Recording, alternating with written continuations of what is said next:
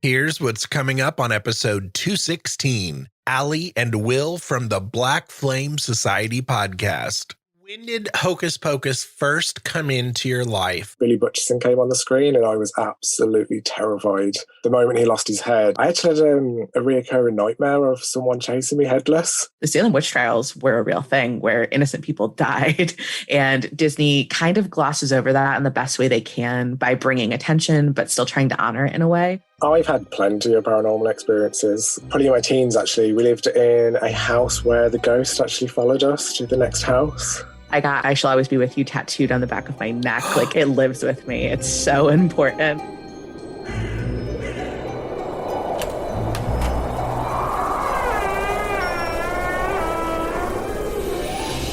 Welcome to the Big Seance podcast. I'm Patrick Keller of BigSeance.com, and this is a place for an open discussion on all things paranormal, but specifically topics like ghosts and hauntings, paranormal research, spirit communication, psychics and mediums, and life after death. So basically, anything that pops up in my paranormal world. The candles are already lit, so you might as well come on in and join the seance.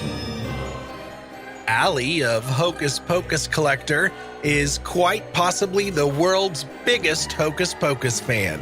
Her collection is constantly growing, and it contains everything from original movie blueprints, autographs, fan-made treats, and more. You'll regularly find Hocus Pocus news, previews, and product finds via her Instagram too. Wil of Spooky Wil has been obsessed with Hocus Pocus and Halloween for as long as he can remember, and regularly shares all kinds of Hocus Pocus and Halloween things on his social pages. He also runs his own Halloween blog, which features interviews, recipes, and more. Together, they host the popular Black Flame Society podcast. Pour your tea, y'all.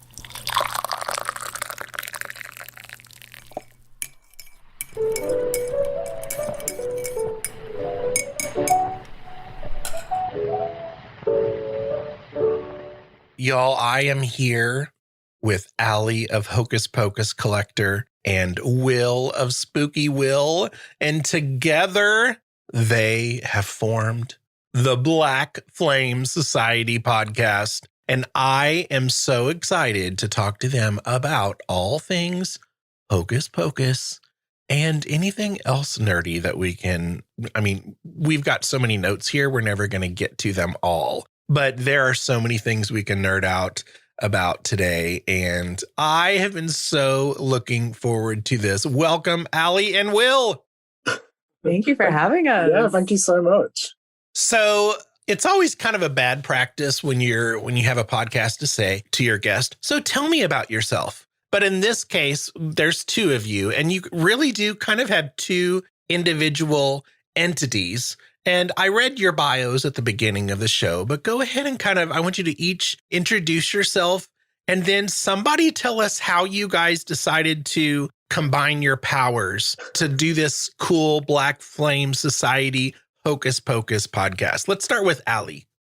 Sure. So, hey, I am Ally of Hocus Pocus Collector. I have loved Halloween and Hocus Pocus for as long as I can remember. I started HPC back in 2018.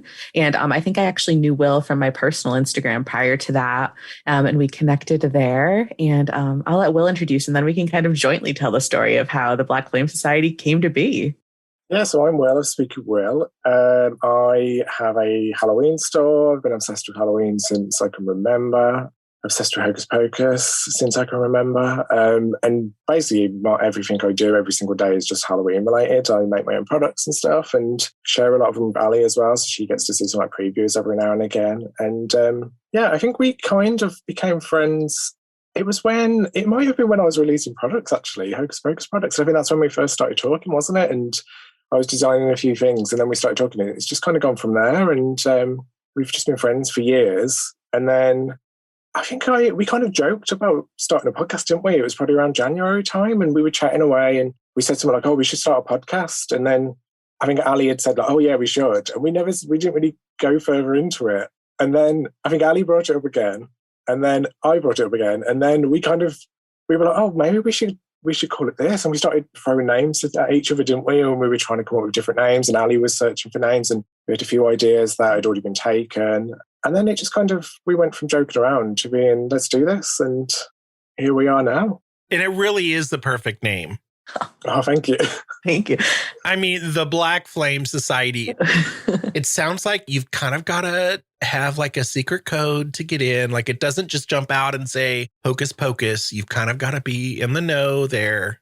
Yeah, I think that's kind of what we wanted as well, because we wanted it to obviously be Hocus Pocus related, but because we talk about Halloween and all other kinds of spooky things, we wanted it to fall under the umbrella of Hocus Pocus, but be more than that. I think Wil and I both thought that each other were kidding originally when we both threw out the idea. And then we were like, I had said to someone, I was like, was he kidding? Like, does he actually want to do a podcast? And I think you said that you had said the same thing to someone else. We were both like nervous about it. And then when we followed up, we're like, no, we're actually going to do this. We got all our subscriptions and we're like, we dove in and here we are. We're 10 episodes in as of tomorrow, which is absolutely wild. One thing that I love about you two is your passion about everything you do, not just about Hocus Pocus, but as we've said, you're both passionate about Halloween as well, as am I. And that's really how I got introduced to both of you, was kind of in the Halloween community. But also, I think it's interesting that Ally, you are here in the US and Spooky Wil is in the UK. And I have a lot of Australian and UK listeners. And I just know when we talk about Halloween, a lot of times my UK listeners, and especially Australia, I don't know why Australia, but they are so envious of our Halloween culture in the US. I mean, you'll have to tell us a little bit about what it's like from that standpoint, but it's so funny if people could see, and we'll take a screenshot, take a selfie later, and people can see it, but you are sitting in a magic world of Halloweenness, and you are sitting there in the UK. Yeah, it was, to be honest, a lot of it's actually from the USA, so over the years, just collected and collected and collected, and as Halloween over here has grown as well, I've ended up buying even more stuff from stores here, and here it is now, and I just have my little piece of Halloween that I kind of sit in 365 days a year and absolutely love. So the UK is figuring it out then? Yeah, kind of. I mean, it's always been part of our society. And growing up, it was kind of, you'd go to the shop and there'd be just a small display stand that would have like plastic witch hats, maybe a few brooms and stuff. So it was always there. But especially in the last 10 years, it's kind of exploded, and trick-or-treating's become bigger, and there's more places that will there'll be like kind of whole streets that will just have trick-or-treating, so you can go and it's all planned, and there's like mazes, and so many stores now just have Halloween stuff every October, and it's huge. I would say probably give it another 10 years and we'll be at the same level as America. You guys got stuff this year before we did in the stores over there, Wil. Yeah, we did. It was unbelievable. Yeah, Miranda was speaking at Halloween. I posted on my Facebook, and she was like, "How have you got something before I have?" And I was like completely surprised. And maybe there aren't as many nerds out there to jump in line to get it too. I mean, that's cool. Kind of. It depends, because we have TK Maxx, which is TJ Maxx over there, and we have HomeSense, which I think is Home Goods over there. And people do go crazy. There are a lot of UK Halloween groups where as soon as Halloween hits, people online go crazy. And we have the whole Ray Dunn last year, for example. Ray Dunn was massive here, and we had people queuing up outside stores, people going in stores taking the lot, and kind of what you'd see in America when it's Ray Dunn stuff and people go crazy for it. We had that here last year for the first time as well. So I think it's starting to get the same level of crazy people and people who just love it like I do. I don't know if I've ever heard you two talk about this, but when did Hocus Pocus first come into your life? Like, do you remember where you were when you first sat and watched it? So I was 1 when it came out. And I remember seeing it very, very young, probably like 3 or 4 years old. I'd always kind of loved Halloween spooky stuff. I showed Wil recently some photos of me as a very young child dressed in some strange Halloween costumes. We'll have to share those. But I remember seeing it and just falling in love with Winifred Sanderson. She was like my cool aunt. I wanted to be here. I wanted to hang out with her, even though she would have probably killed me, but I wanted that. And so as I grew up, it kind of infiltrated as we kind of flopped when it came out, unfortunately. But over the years, it became more and more successful. So when probably early teens, I was the only one. My friends had seen it, but no one loved it as much as I did. And so I was looking for that outlet. And that was pre-social media days where you could find people. So I remember when it became a thing, I began looking for people like me. And I think that's how we all kind of ended up in our little Halloween community, to find people like us who loved it as much as we did. I think for me, I remember as a kid, probably around 4 or 5, and I've mentioned this, I think I mentioned it on the podcast a couple of times before. I remember watching it, and I think it was my brother and sisters were watching it on the TV, and Billy Butcherson came on the screen, and I was absolutely terrified of Billy Butcherson. The moment he lost his head, I actually had a reoccurring nightmare of someone chasing me headless. I don't think I've ever told Ali this. It was such a really odd dream as well. I had it multiple times, and it was basically Billy Butcherson's body, but he had kind of like a towel on his head, and he would chase me through these streets. And then every time he caught me, he would pull this towel off his head, and it would be him in the film with no head. And I would wake up screaming. And I remember multiple times my mum or dad coming into my bedroom to basically make sure I was okay, because I was terrified of Hocus Pocus. But that was probably around 5 or 6. And then, the same as Ali, as I got older and found it on DVD and started to discover other people who loved it, I think it kind of grew from there as well. Hocus Pocus came out when I was like an angsty high schooler, like a freshman. And so I never had the opportunity to like really be frightened or really think it was spooky. I do remember seeing it around that time. I didn't see it in the theater. I was watching it at my house growing up. And I don't remember if it was like, we had the video rental store. So I don't remember if it was like a VHS that I was watching or if it was on TV. I feel like I just kind of caught it as it came on. I don't think they were really playing it on TV at that time. This would have been like 94, 95, but I do remember falling in love with it. And as I've told my listeners, like I crushed on Max so hard. And that was probably the first reason why I loved Hocus Pocus so much. And then, just the Halloween is so nostalgic for me. And even though at the time, Hocus Pocus was current, for you guys, it's probably the Hocus Pocus itself is kind of nostalgia, right? But for me, even a lot of the, the different cues in the movie and the sights and the visuals, it does take you back. And there's nothing like a spooky film set in like New England with like the leaves and the fall. It's just like, oh, that is the magic. Yeah, everyone had a crush on Max Dennison, right? That wasn't just you, Patrick, right? I mean, come on. Omri, hello. Yeah.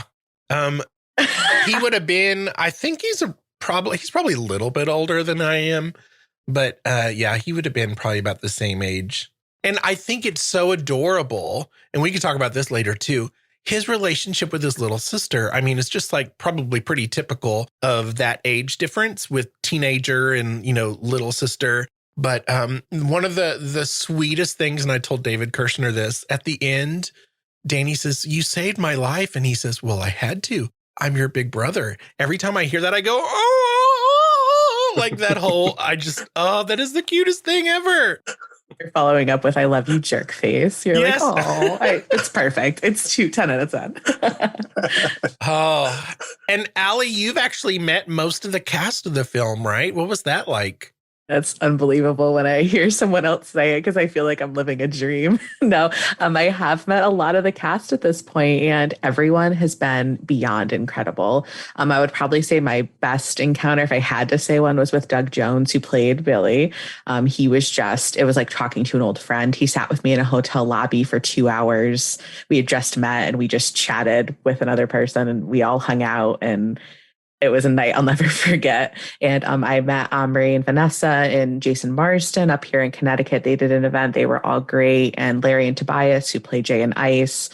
I've met Kathy and Najimy too, who was lovely. And it seems all of them jointly agree that doing Hocus Pocus was one of their favorite things. And Bette says that in interviews, and it's just, everyone loved it. And so it's just so great to see it, some of them coming back for Hocus Pocus 2 and seeing them get to relive that almost 30 years later. It's wild. And I love that they say that, especially Bette Midler, because, that doesn't have to be her defining moment. She has so many things that she's done. And to hear her talk about how much she had fun doing it. And even before, there were suspicions of Hocus Pocus being announced, multiple times. Oh, yeah. Years. But when she was talking favorably about, I will do that. I mean, I was just like, yes, Bet, thank you. I'm so glad the three of them are coming back, and Doug too as Billy. It just wouldn't have been the same if we did an episode on remakes and adaptations, and if they'd been replaced. I'm very grateful that the three of them and Doug are back. We will put some of Ally's links of some of her. She has video interviews of a lot of those cast members that she has met, so we'll make sure to somehow link that in the show notes. Wil, I want to know, and then following that, Ally, I want to know what your closest friends think about your weirdo Hocus Pocus / Halloween obsession. Do they understand it? Because I think I've always been kind of really into Halloween and Hocus Pocus, and there was a time when I was obsessed with The Nightmare Before Christmas, to the point where it was actually a friend who was like, people call you the Nightmare Before Christmas kid, don't you? And I was like, no. And it was kind of like, I think because I've always been that way, everyone's just like, oh, it's Wil.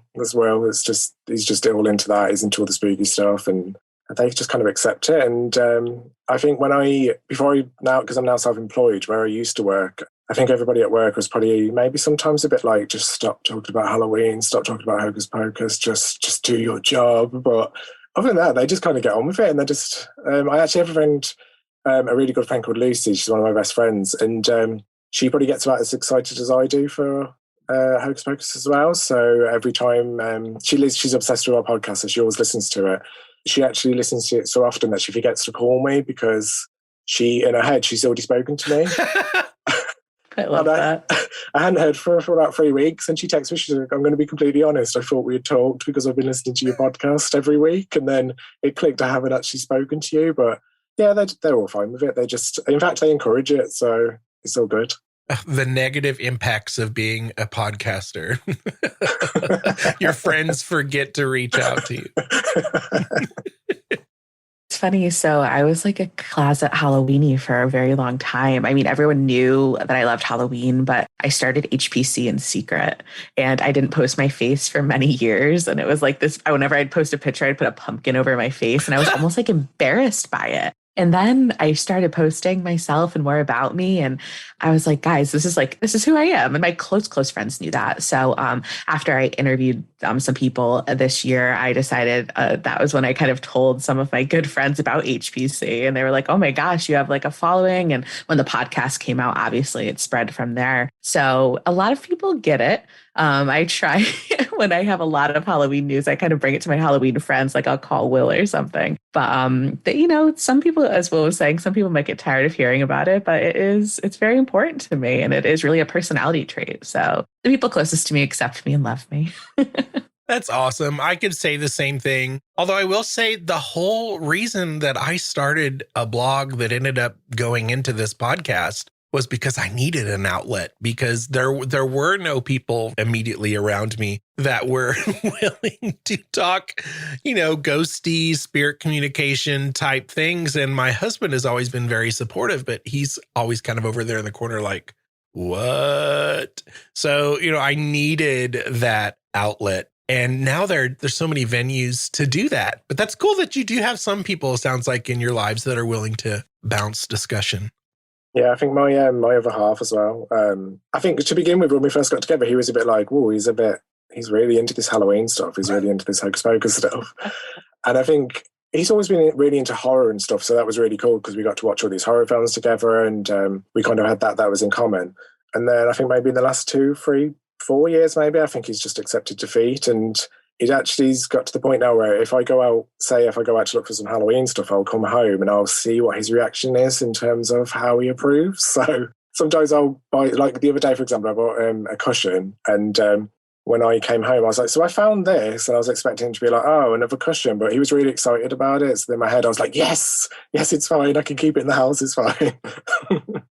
I do recall that time period where it was, I kind of hid it from my husband. I mean, he obviously knew about it, but, there was that moment where it was like, okay, I could totally just nerd out and stop worrying about what he thinks about me. Wil and I have discussed that when we and our spouses do meet, that our husbands are going to just go off and like hang out while we just run the streets of Salem, run amok and do our Halloween thing. And they're going to be like, oh, thank goodness we have someone else to talk to about this. Is it the same for you? Oh my gosh, what's it like for you? Tell me how you cope with all of the pumpkins in your house. Are you seeking therapy? We'll be right back with Ally and Wil after this. You're listening to the Big Seance podcast with Patrick Keller. Be sure to check out bigseance.com for more discussion. This episode of the Big Seance podcast is brought to you by Jim Harold's Campfire. And if you like stories of the strange, the weird, and the unexplained, well, then you need to check it out. If you're a long-time listener, you likely know that Jim Harold was one of the inspirations for the Big Seance. The very first podcast I ever subscribed to, it was produced by Jim Harold. He's been podcasting since the early days of podcasting. In fact, I think he's the OG paranormal podcaster, and he's approaching the lucky 13th anniversary of his Campfire show. If you haven't listened yet, the concept is pretty simple. Jim just talks to regular peeps about the strange stuff that happens to them for 90 minutes every week. Ghosts, UFOs, cryptids, and head scratchers. He doesn't exaggerate or play a lot of spooky music. The stories just speak for themselves. One's like a ghost story involving serial killer Ted Bundy. A woman gets caught in what may have been an interdimensional portal that she narrowly escaped. Or the young man who encountered an 8-legged demon. Then there was the story of alien abduction by what may have been a reptilian. Now, not all the stories are horrifying. Some are heartwarming, like a visit from a past loved one, or even a peaceful near-death experience. Den of Geeks said, Jim Harold's Campfire is perhaps the best tool we have currently in existence to hear real-life scary stories from other human beings since the actual campfire was invented. Well, regardless of the story, they are true and fascinating, as told by ordinary people who've had extraordinary experiences. Jim supports us, so let's all tune in to Jim Harold's Campfire on Apple Podcasts, Spotify, or wherever you listen to The Big Seance. Thanks for joining us for the Big Seance podcast. We'd better get back to the table while there's still some candlelight left. So we all have something in common in that we had the opportunity to interview David Kirshner, and the magic, it was like being in a fairy tale or in some kind of dreamland. And I just recall he full on expected it to be like a video scavenger hunt of his magic office space. And I was like, oh, I didn't intend it to be that way, but yay, let's do it. And I was so excited. And I felt like I was at like a slumber party at his house. And you all were saying the same things after you interviewed him the first time. I remember you all being like, how do you go to bed after this, right? It felt so cool. Tell me a little bit about what your David Kirshner experience was like. Do you want to go first, Ally? Well, start. There's so much to say. Go ahead. It's been like an entire roller coaster, hasn't it, for both of us? Because we reached out. It was... why did we reach out? It was, I made a mug, didn't I? I'd found a copy of the Halloween House, which was the original name for Hocus Pocus. That mug that Ally's holding there. I'd recreated the artwork on my iPad, and then I sent Ally a mug. I had a mug, and Ally said, why don't you send one to David? And it never even crossed my mind to send David a mug. We managed to get his details, emailed, and it was probably about 2 weeks later, wasn't it? We got a reply, and straight away I was like, Ally, it's David. So then I sent a screenshot to Ally about this email. At the time, David wasn't very well, but he was like, we didn't even ask him to come on the podcast. It was literally just, I want to send him a mug. And I think we'd mentioned the podcast, and I wanted to send him this mug. He replied about 2 weeks later, and he was just like, I want to come on the podcast. So then Ally rang me after I sent him a screenshot. Ally was crying. I was just completely shocked. And we had like probably about 15 minutes of just not believing what we had just received in terms of an email. And then it was probably about 3 weeks, maybe 4 weeks later, he reached out again and was like, give us a date. Let's do this. So we did. And the one thing that I think I'll always remember about the interview that isn't to do with David is the moment David got up to show us something, just Ally's reaction. And we were both just like, when David wasn't looking at us, we were both just freaking out on the camera. And the moment he sat back down, we were just like straight faced as if we hadn't done anything and carried on listening. But even now, we just pinch ourselves. He was such lovely, just humble. I just love him, and I can't wait to speak to him again in the future if we do. I have to brag about Wil for a second here. So that beautiful artwork that he did for the Halloween house, Patrick, I don't know if you saw it. David mailed Wil his original artwork. Wil owns it. Stop it. Please show it, Wil. It's right here. He signed it for him, and I just got to brag about Wil. Look at that. Oh My gosh. I love him even more now. My God. So he sent it to me because in his email he replied and he said something like it was a really thoughtful gift. He was really touched, and he was like, I want to return the favor and I want to send you the artwork. So I just literally couldn't believe it. I remember running to my other half and was like, David Kirshner wants to send me this artwork. And he put a really sweet message on it, and he just said, may every day of your life be filled with the magic of Halloween. And this is thank you so much for your support. And it was really funny, actually. I said to Ally, when he sends it, I won't open it until we are on a video together, and we will open it like together, even though we're only on camera, we'll open it together. And we knew it was arriving. It was about another 3 weeks away. We knew it was arriving on the Tuesday after he told us it had been dispatched. But it arrived the Monday, and I didn't tell Ally. And I waited all day, and it was probably one of the most difficult things I've ever done to not open a parcel from David Kirshner for at least about 9 hours, maybe. And I remember Ally was on the chat, and she said, oh, tomorrow's the big day. Tomorrow, the parcel's coming tomorrow. And I was like, do you mean this? And I held up the parcel, and Ally just lost it. She was crying. She was like all over the place, and we opened it together, and it was amazing. Then we recorded an episode, and then after we had finished, I think I sat there for probably about 5 or 10 minutes and just cried. And then my other half came in and was like, you okay? And I was like, yeah, I'm just really touched by this. And yeah, it was, I still, even though it was there, I just can't believe it. It was just amazing. Wow, that is wonderful.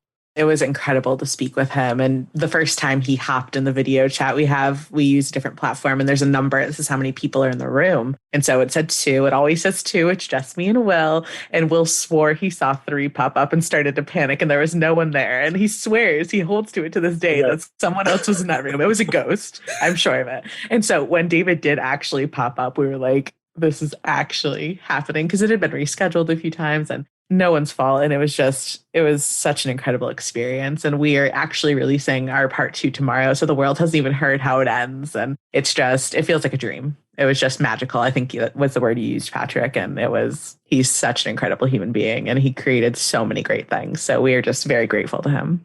I want to know what moment in Hocus Pocus tugs on your heartstrings the most.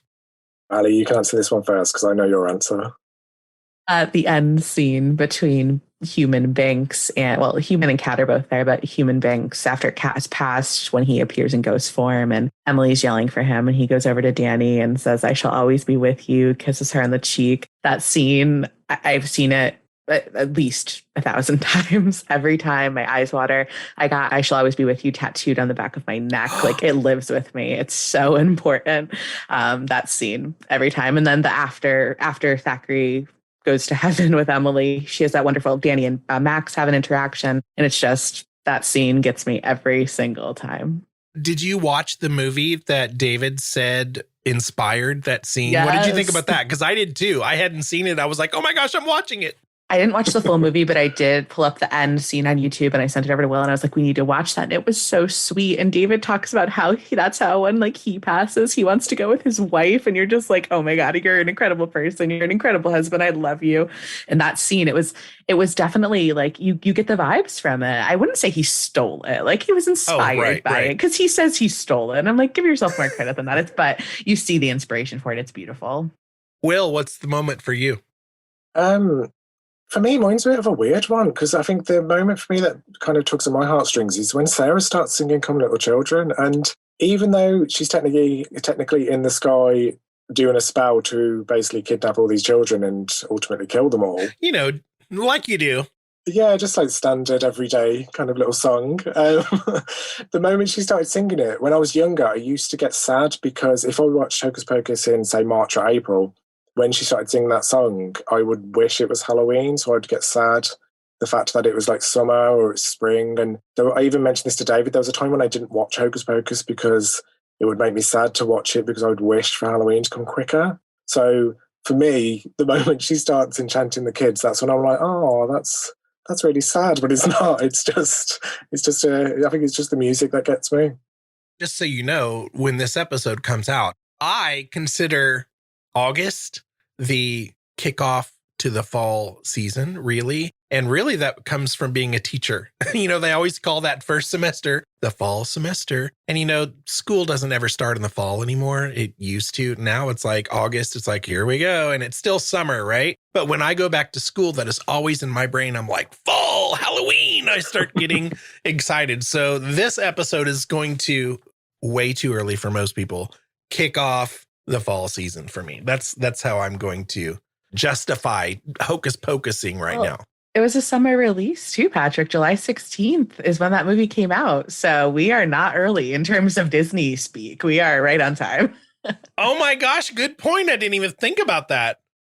My heartstrings moment is also probably the same as Ally's, but there's another one, and it's kind of a random moment that every time it happens, I almost tear up.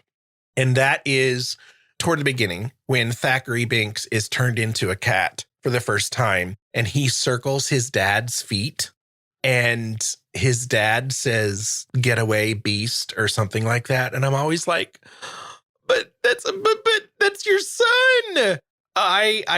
That gets me every time.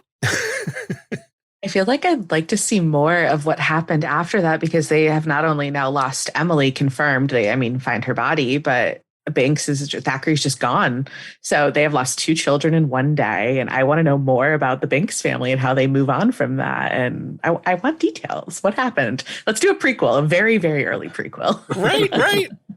So do you have a funniest moment that you like? Well, I know you got yours. I hope it's right now. For me, it's when Mary watches the commercial and she just screams at the TV. It doesn't matter how many times I've seen that film. It just cracks me up every time. I just love that scene. And I remember the days of actually seeing that commercial on TV. I love when Allison very early in the film gives her number right back to Max and says trick or treat. And he's like, oh, and then he opens it and it's his note. And you're like, damn, Allison, you're a savage. I love that for her. I actually watched Hocus Pocus last night in preparation for this interview. And even though I watch it like 5 times a year, this is probably the first time I've seen it, this kicking it off for this season, right? So I just wanted to refresh it in my brain. And I was reminded that there is a scene with the Sanderson sisters that I always have to rewind like 5 times when it comes up. And it is when Mary and Sarah were throwing the dead men's toes at each other.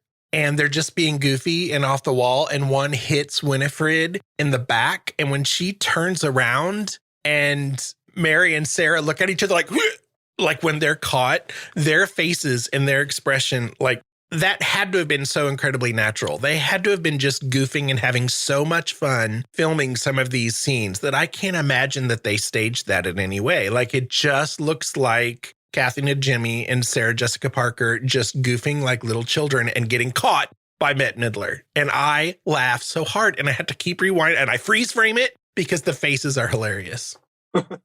I love that. I also, anytime Jay and Ice are in a scene, I feel like I'm always giggling because they're just so like outlandish bullies. They're just like, they go for it, especially when they're in their cages singing Row, Row, Row Your Boat. Every time I'm like, they're going to die there. They're going to die there. It's done for them. My favorite line with them is, "It's because you're eating too much candy, you oinker." Every line they have, just back to back to back, is always so good. Oh, do you guys have a favorite line? Well, that's a good question. I mean, it's hard to have one favorite line. I think for me, it's probably the tiniest of line, but it's when they're outside the school and Winnie says 'tis a prison for children. It's just the way she says it. It just every time she says it, it cracks me up. And I don't know why, because it's not even that funny a line, but I just love that line.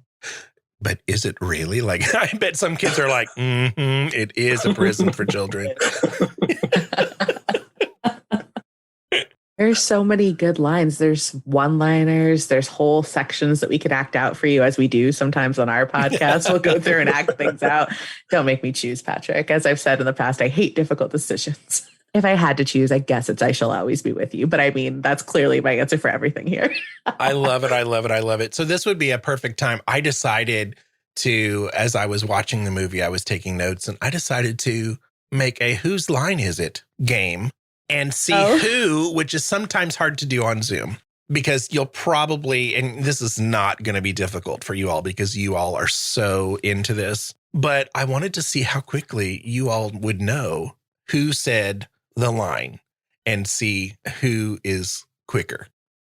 So may the Zoom gods be with you to see whose response comes through first. Well, they're pinning us against each other. Yes, it's a competition. This is serious. Okay, you ready? Some of these we've already said, so I'll get to skip, but maybe try breathing through your nose. Who said it? Nice. Jay, yeah. No, it was Max. What's Max? Oh my God. All right, hold on. Edit this out. This has to be so embarrassing for you all. Podcast. I was just testing Wil. I wanted to see if Wil would agree with me. Liar. Okay, now they're serious. Now all of a sudden they're sitting up a little taller in their chairs and they're ready to go, ready to hit the buzzer. Of course, Max said that. Yes, he's on the bike. All right, let's gather ourselves. We didn't prep for this. We are not prepared for a quick Patrick. The pressure. There's too much pressure. I really want to make this one a visual thing too, but it's a podcast, and so I can't do that. I would love to see you all do the movement for 'Tis Firm. Who said it? Sarah. Sarah said it. We were all a little quieter that time. Yeah. Question mark. Wil, I would love to know if you have a good impression of Sarah stepping on the black river saying 'tis firm, because that's one of my favorite moves to do, when she goes. I can't really do it. I'm sitting down, so. Oh, but he almost got up and did it. He thought about it. It's okay. Okay. I'm gonna have to pass on the physical acting.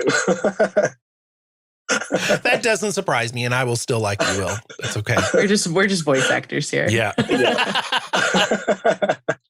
Okay, this one's gonna be easy. You ready? It just so happens I've got my big brother here with me. Danny. I love that line. That's also one of those, oh, every time I hear that. They'll probably make us drink cider and bob for apples. It's Danny again. It is Danny again. Oh, yeah, you can't, going back to back though. Trying to throw you off. And it also happens to be chronological as I watch the movie. I'll have your guts for garters, girl. Winnie. Yep. I love that one. I don't know why I love that line so much, because gross, but also that's just interesting. I'm going to Ralph. Nice. And you know what? I saw Ally say it first, but Zoom cut her off. So I'm here to say Ally got that one first. It was ice. I know all my ice lines. I was an ice girl growing up. Oh, you were one of those people. Got it. So now how about just a quiz? Because I've run out of lines. What's the black flame candle made out of? Skin of a hangman. It's the fat of a hangman, William. Oh my gosh, Wil, how embarrassing. The fat of a hangman. The skin of a hangman would be very interesting too. Speaking of nightmares. Well, isn't the skin what the book? Yeah, the book has a skin. Oh, okay. Yeah. Oh my gosh, what did you all think when you saw the book on the screen when he showed you? Because there's a screenshot of me when he was showing me around of me going, and that's when I saw the book. I was like, oh my God, stop. I love that it's an old science book, like that he just admits, like, this is what I had laying around, and that's what it was. And it just shows that he never thought it would get to here, which is just wild. Yeah, someone actually asked us on our, it's like a question, someone asked us in the, I think we did a Instagram live, asked us if David could share the full book. And me and Ali were a bit like, well, it's It's just an old science book inside. There's nothing in there, so you can't really share it. And I love that. He said something when I interviewed him, something about the black flame candle. He was like, oh, yeah, I went to Michael's and, just picked up a candle. Melted it in the oven, put some stuff on there. That was that. Whatever. So I forgot to write down the answer to this one, so I hope one of you knows it. What's the name of the high school? Jacob Bailey High. Jacob Bailey. Oh, okay. Got it. You're coming back. Okay. How do you say, I would like a book in French? I don't speak French. I don't speak French either. I don't know. Well, you're closer, Will. How do you say That doesn't count.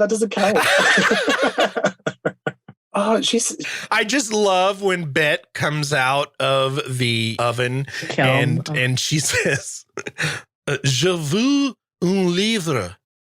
I want my book. She has so much spunk there. It's so good. Okay, let's jump forward here because you both collect things, obviously. What are one or two of your most treasured possessions? Oh, I'll go with two. I'll go with a Hocus Pocus one, and I'll go with a Halloween one. My Hocus Pocus one is probably, I'm torn between the David artwork or my script, because I have an original script as well.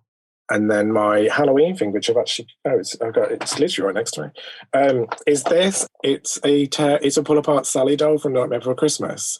And it's not even that old. I think it's from like the 10th anniversary. But as a kid, a friend of mine had one and I was obsessed with it. I wanted it. Every time I went around, asked her if I could look at it. And I think I probably dropped so many hints that I wanted it that she just expected it as soon as I came around. Was like, Will's going to hint at this Sally doll again. And I found one just randomly. Some store had like an old item, and I think I just got my first ever job or something like that. And it was like one of my first paychecks, and it's probably one of my oldest Halloween items that I've had as well before I seriously started to collect things. So yeah, probably those items. That moment when you realize I'm an adult and I can buy what I want. Yeah. My Hocus Pocus item would be, I have an original blueprint of the Sanderson cottage that Bill Sandell was able to verify. Like, yes, that's legit. Wow. That's one of them. It has like all the dimensions on it. It has photos. Inside and out? I think the one I have is an outside one. So it has all of that. And it's just a piece of history. We could rebuild, guys. How does it match up? And I heard you two talking about this. For this teaser that's come out, how does it match up with what you see on the screen that may or may not be the Sanderson cottage? We've had discussions about, because in Hocus Pocus, the original, it's kind of the house is set back. It's off of a main road, but it's set back in the woods and there's that big gate out front. And now in the trailer teaser for Hocus Pocus 2, it's just kind of looks like main road. You can ride your bike right up and it's a magic shop. So we've discussed, is that the original house that they've repurposed? Is that a facade house that they just built to kind of remember that night? We're unsure, but it looks similar. I mean, I went to visit the set in Rhode Island and they had the water wheel is there on the side and it still has that vibe. But fun fact, the whole roof is CGI'd. There was no roof there ever. So that's all done by CGI in the film and it looks beautiful. So. Wow. So I am currently reading this book called Lights, Camera, Witchcraft, A Critical History of Witches in American Film and Television by Heather Greene. And I am hoping to interview her soon after I finish the book. I jumped ahead because I'm not to the 90s portion of the timeline. And she was talking about how Hocus Pocus was produced in the height of what sometimes is referred to as the Satanic Panic of the late 80s and early 90s. I think it goes back earlier than late 80s. And so some of the themes of that are reflected in the story. Now, if I would have known this, it would have been an interesting question to ask David, who, the whole story came out of his brain. But she said some of those themes are anti-women, which, first of all, it's interesting to think about this now, like for real currently now, but anti-women, if you think about the three witches, are evil, even though it's Disney, the three witches are like, no one's a fan of them. conspiracy theories and suspicions about witchcraft. And this was one of the last films at the peak of that before we got into what she categorizes as girl power period of witch films, which goes to The Craft and Sabrina and Buffy and Practical Magic and all of those. And I just thought that was interesting. I wondered if you all had any commentary on that. I've never put that together. Because it is, isn't it? It is coming off the end of like the Satanic Panic, and kind of putting that together, it just makes sense as to a little bit as to how the women are reflected in the film as well. And that book actually sounds really interesting as well. Could you send me the link or the name of it after this? And I totally will. It's a thick one. It's almost like an encyclopedia itself, but it is interesting, and it goes back to silent film. And there's several waves of like witch films, and some of them are, the same story kind of recycled over and over again.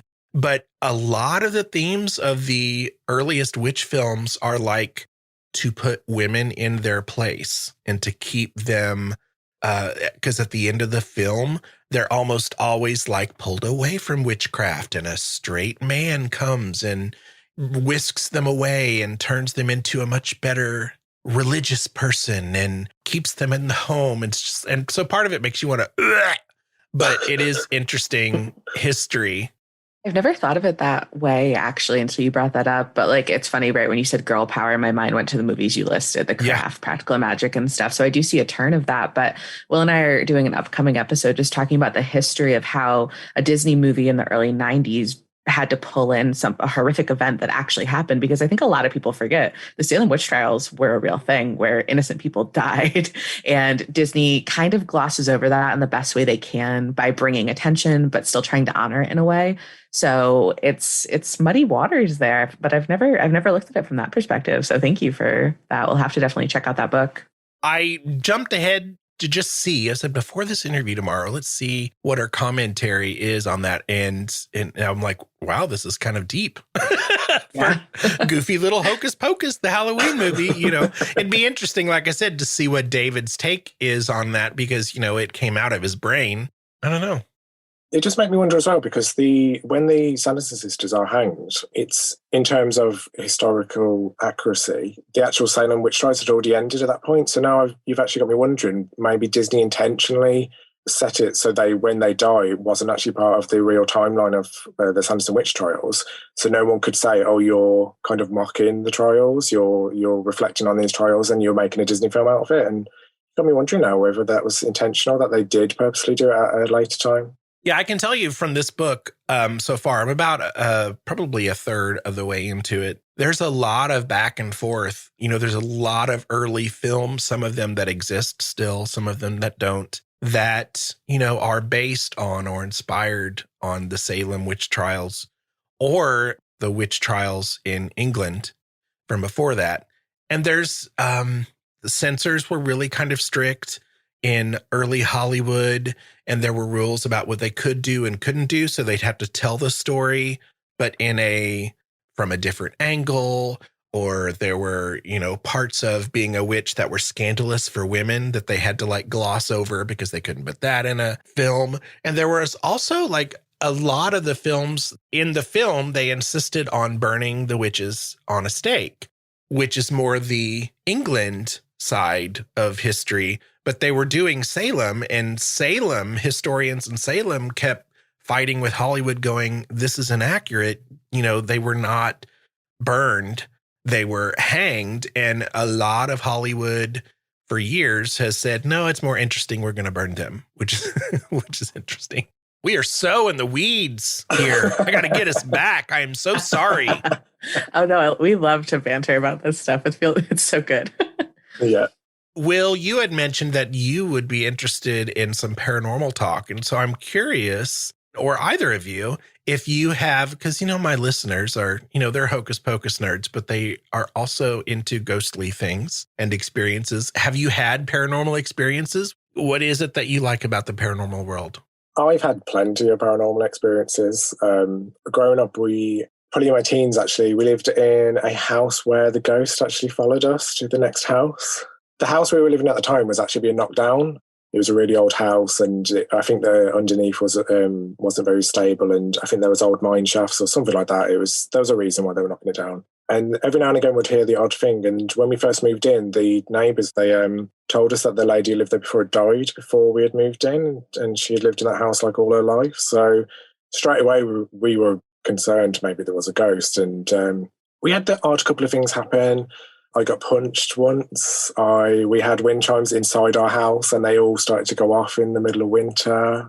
We heard banging, footsteps. There was one time, it's kind of a funny story. There was one time I was home alone. I come in from school and I think everybody was out. I think my mum was at work. My sisters were still at school. They were somewhere. I can't remember where they were. And I was home alone and I came downstairs and I made a sandwich and I was standing in the kitchen and I could have sworn I saw someone behind me and kind of like the kitchen window behind me in the hallway would kind of walk past, and I just shrugged it off, trying not to think about it. And then I'd made a sandwich. I walked into the living room with my sandwich, and as I walked in, a woman was sitting on the sofa and she so quickly just disappeared. She was gone and didn't feel scared. I just went over and sat exactly where she was. I don't know why I did it. And even now I'm like, why did you do that? And I sat there and I ate my sandwich, and I think part of me had kind of shut down as if to say that didn't happen, just eat your sandwich, it'll be fine. Ate my sandwich, still home alone, went upstairs, went into my bedroom. It was around about 7 o'clock maybe. It was the winter as well, so it was dark outside, and there was a power cut. And I was home alone upstairs, just seeing a ghost in our living room. I was so scared because of this power cut and convinced that there was something waiting for me in the dark. I climbed out of my bedroom window. And we had this little roof above our front door, and I sat on the roof, and it was too high for me to jump down. And I sat there for about 20 minutes. No one came out, and I really hoped one of the neighbours would come out with a ladder to help me get down. No one did. How old were you? Probably about 14. And I sat there for it was probably about 20 minutes, and I had a friend coming over. So I was like, well, I can't have my friend turn up and the parents drop them off outside my house and I'm sitting on the roof outside. So I managed to climb back into the window, kind of do a roll through my blind, ripped my blind down, ran down the stairs as fast as I could. And it turns out there was like an emergency switch to get electricity on. So I pressed that and all the lights came back on. And then within 10 minutes, my friend turned up and I never said a word. It's so funny to hear you go from, oh yeah, and I was punched, and then here's a funny story. Well, that was the same house. It was probably in the middle of the night, because when it was very late at night, we would often hear, it kind of sounded like footsteps. You would hear the odd kind of creaking across the floors, and you would hear footsteps going down the stairs and so on. And I remember one time lying in bed and I had my face against the wall and my bed was against the wall. And it felt like someone was in the room with me, and the pressure kind of got heavier and heavier and heavier. And then all of a sudden my head just went into the wall. And I screamed. This was probably around 14 again. I screamed. My mum came in and I was like, someone just punched me. I was panicking. I was sweating. Kind of after a while, calmed down, slept with the light on for about 3 months because I was terrified that if I turn the light off, it's going to happen again. And then when we moved house, the ghost actually followed us. And they needed a place to stay. You tore the last one down. Yeah. So yeah, it came with us and it got even worse in the next house. And there was a time when we were putting the washing outside and I looked up and there was someone looking back down from my mum's bedroom window and she wasn't home. And there was a time when I woke up in the middle of the night and there was a woman standing in my bedroom. And the first day we moved in, we heard banging coming from the kitchen all night and it was just my mum home and we were both that scared. We stayed in the living room all night and didn't leave the room because there was noises. And and then we ended up moving and whatever was there didn't follow me that time. So we're making light of it, but it sounds to me like that was trauma too. It was very, I don't know, there was times, I think in a way we kind of got used to it, but there was times when it was too much. There was a lot of times when I would sleep in the living room, I wouldn't go to my bedroom because it was almost like you would open my bedroom door and it was like the air was thick. It was as if there was someone in there just waiting, just watching. And at the time, I had a girlfriend at the time and she wouldn't sleep in my room. There was multiple times when she woke up and she would scream. One time she was so scared because she saw the same woman that we had seen multiple times in our bedroom that she just refused, just point blank, would not step in my room. We had to sleep downstairs in the living room. We would drag like my mattress off my bed all the way down the stairs and just sleep in the living room. And we heard children laughing. There was 2 girls laughing in my sister's bedroom, but they weren't there because they'd gone to stay with my dad for the weekend because my mum and dad had split up and they'd gone to stay with my dad. So it was just me, my mum and my girlfriend. And we heard 2 girls laughing from their bedroom. And yeah, there's quite a lot of times where it was a bit too much, but we lived there for about 2 or 3 years. And after a while, we just expected it. It just depended on the level that it was going to be. Wow. Compete with that, Ally. No. I have not had any like wild experiences like Wil had. I was 6 when my father's father passed, and I'm pretty sure he came to visit me a lot as a child. I would tell my parents that I saw him, and they were like, "No, he's gone, honey." And I was like, "No, he's here." And then my mother's father passed in 2020, and I have not seen him, but whenever I go over to my grandmother's house, you just kind of feel his presence. Lights sometimes go on and off, and things he used to do will kind of still happen. And I know my grandmother's not doing them. So little things here and there, but all of my ghosts have been friendly, thankfully. So Wil, don't send that woman my way, please. Thank you. She can't stay here. She's coming with me in September or October, so I'll make sure your spare room is free because she's moving in. She's staying for good. All right. Well, what does she like to snack on? Wil's like, actually, I saw her packing her bags already. So, Ally, were you a child when you had that visitation? Yeah, I was 6. Right after he had passed, I think that was the first person in my life who had passed away. And I didn't really understand like the concept of, oh, I'm really not going to see them again. And especially he had been living in like a senior care center. So I didn't see him too often. So I really didn't put the pieces together. So when I saw him in our home, I was like, oh, he's here. And they were like, no. And what are your thoughts on the theory that, sometimes children are more open to this, and then as they get older, society kind of teaches them to turn it off? I can totally see that. I agree. I definitely can think that would be what happened, and where they kept telling me no, I did eventually stop seeing him. So I wonder if it was, as you said, kind of the impression of, no, you didn't. And so stop saying it. You're going to sound crazy to your mom or your grandma. Settle down. Yeah. Well, you two, this has been the coolest, nerdiest conversation that could go on forever. And, we should get back together again and do something for sure, because there's so many things we could talk about. There are so many social media links for these two nerds, and plus they have some together links, but the Black Flame Society podcast.com is where you could find the podcast. And I just want each of you to, it's going to be a lump of things here. So any final thoughts, anything you wish, you could have said that we didn't have time to mention? Maybe if there's anything you want to promote, exciting things coming up. We've got Hocus Pocus 2 coming out soon. So many things. I mean, it could be anything. So this is your shameless self-promotion moment, and any final thoughts that you have. And like I said, I'll put lots of links to all of your social media and all of that. Let's start with Ally.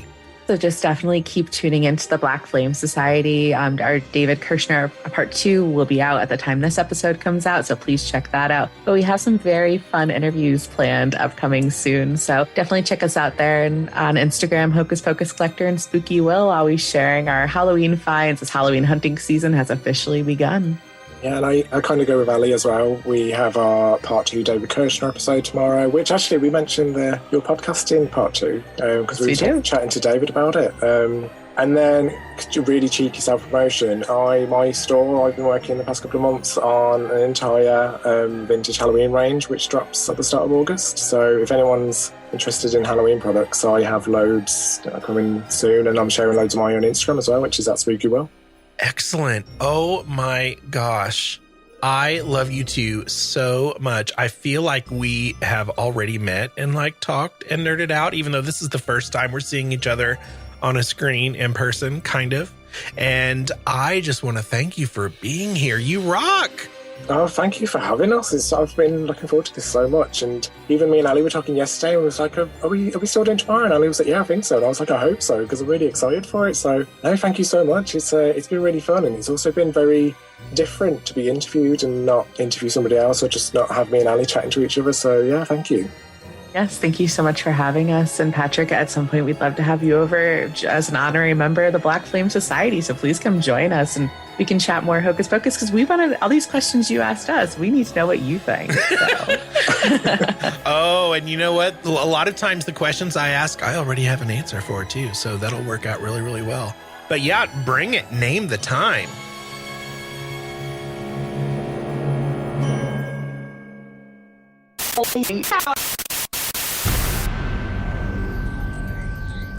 Thank you to the following super paranerds who support the show at patreon.com/Big Seance. Michael Henson, Daryl, Anne-Marie Sullivan, Natalie N., Kim Robb, Josia Lorenzo, and Susan Davey. My supporters at the Parlor Guest level, who can be found at bigseance.com/parlorguests, are Ally of Hocus Pocus Collector, Miranda from SpookyLittleHalloween.com, Chelsea from Cheers with Chelsea, Linda from ShimmeringMoons.com, Anne Rekovich from OzParatech.com, Janae Michaels from Greyhouse Tarot and Farm Artifacts, Mitchell Coombs from MitchellCoombs.com, Dina DeCastro of Dina DeCastro Astrology, Amy Park Gedicke of AmyParkG.com, Lana and John of Carbon Lilies, Amy, Danielle Hembury, Alicia Ferguson, Morgan O'Hearn, Sarita Cockerham, Christina Rath Selhi, Mindy Kentop, Hope Battaglia, Cass and Bailey, Melissa Armour, Diane Rax, Bruce Williams, Christopher Kohler, Jim Budd, David Rubenstein, and Norman and Linda Keller.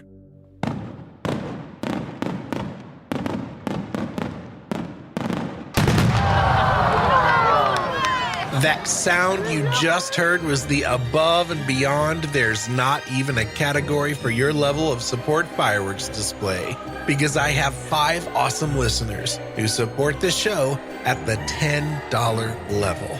Peggy Hagan, Glenna Becker, Steve Skinner, Kevin Gilbert, and James Wilfong. So thank you, Peggy, Glenna, Steve, Kevin, and James. And thank you, Paranerds. For show notes, including links to anything we may have mentioned in this episode, visit bigseance.com. And you can continue the discussion and hang out with a great community of paranerds by joining us in the Big Seance Parlor on Facebook. Want to hear your voice in a future episode? Go to bigseance.com/feedback to learn how. Thank you so much for listening. Unfortunately, it's time to blow the candles out, but we'll see you and light them again next time.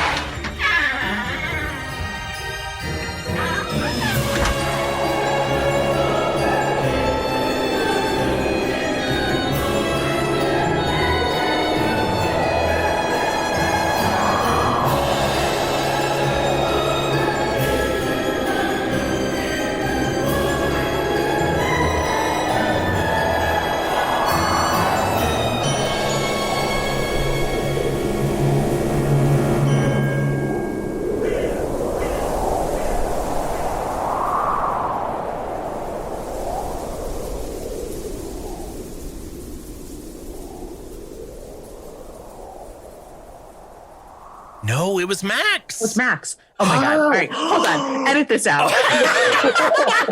This has to be so embarrassing for you all. Podcast. I was just testing Wil. I wanted to see if Wil would agree with me. Liar.